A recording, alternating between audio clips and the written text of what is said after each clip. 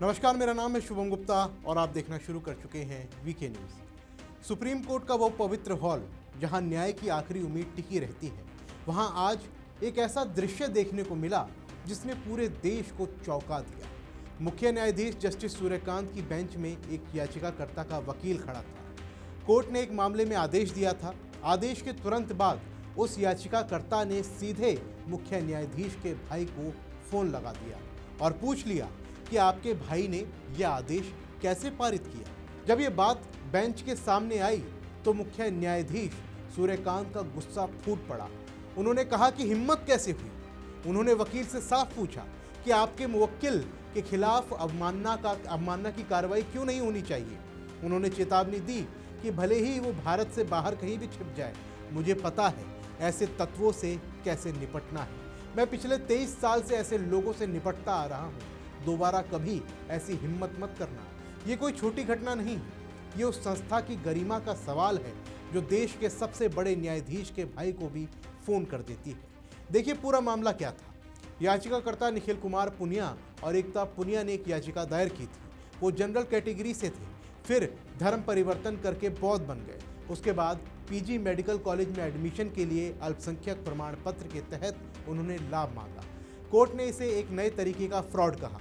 मुख्य न्यायाधीश ने हरियाणा सरकार से जवाब मांगा कि वो जनरल कैटेगरी के लोगों को अल्पसंख्यक प्रमाण पत्र कैसे जारी कर रही है। आदेश के बाद याचिकाकर्ता ने जो किया वो अदालत की गरिमा पर सीधा हमला था।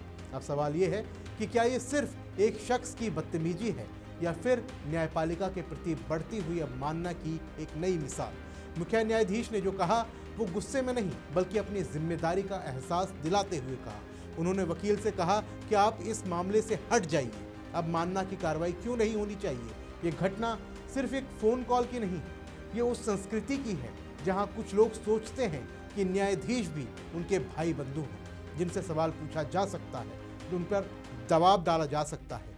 सुप्रीम कोर्ट बार बार कह चुका है कि न्यायपालिका पर किसी का दबाव नहीं चलेगा, लेकिन याचिकाकर्ता खुद मुख्य न्यायाधीश के भाई तक पहुंच जाता है तो समझना चाहिए कि न्याय की गरिमा कितनी नाजुक हो गई है। और देखिए, मुख्य न्यायाधीश सूर्यकांत ने 23 साल का अपना अनुभव याद दिलाया। उन्होंने कहा कि मैं ऐसे तत्वों से निपटता आ रहा हूं। ये चेतावनी सिर्फ उस एक शख्स के लिए नहीं थी, ये पूरे सिस्टम के लिए थी कि अदालत में आने वाले लोग चाहे वो कितने भी बड़े हों, न्यायालय सबके लिए एक बराबर है। अब कांग्रेस और कुछ विपक्षी नेता इसे राजनीतिक मुद्दा बनाने की कोशिश कर रहे हैं, लेकिन सच्चाई ये है कि ये मामला किसी भी पार्टी का नहीं है, न्यायपालिका की स्वतंत्रता का है। अगर आज मुख्य न्यायाधीश के भाई को फ़ोन किया जा सकता है तो कल किसी और जज को भी किया जा सकता है। ये घटना हमें याद दिलाती है कि लोकतंत्र में न्यायपालिका सबसे महत्वपूर्ण स्तंभ है। अगर उसकी गरिमा पर कोई हाथ डालता है तो पूरा सिस्टम हिल जाता है।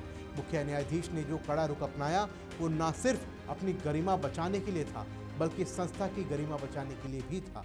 अब देखना होगा कि कोर्ट इस मामले पर आगे क्या कदम उठाता है, अवमानना की कार्रवाई हो या नहीं। लेकिन एक बात तो तय है कि ये घटना अदालत की स्वतंत्रता की कीमत हमें फिर से याद दिला गई है। और आप क्या सोचते हैं कि याचिकाकर्ता की ये हरकत अदालत की गरिमा का अपमान है या फिर ये सिर्फ एक गुस्से का पल था? क्या मुख्य न्यायाधीश का गुस्सा जायज़ था? कमेंट बॉक्स में अपनी राय हमें ज़रूर लिखिए। फिलहाल के इस वीडियो में बस इतना ही। मिलते हैं अगली वीडियो में, तब तक के लिए जय हिंद। वीके न्यूज़, राष्ट्र के नाम।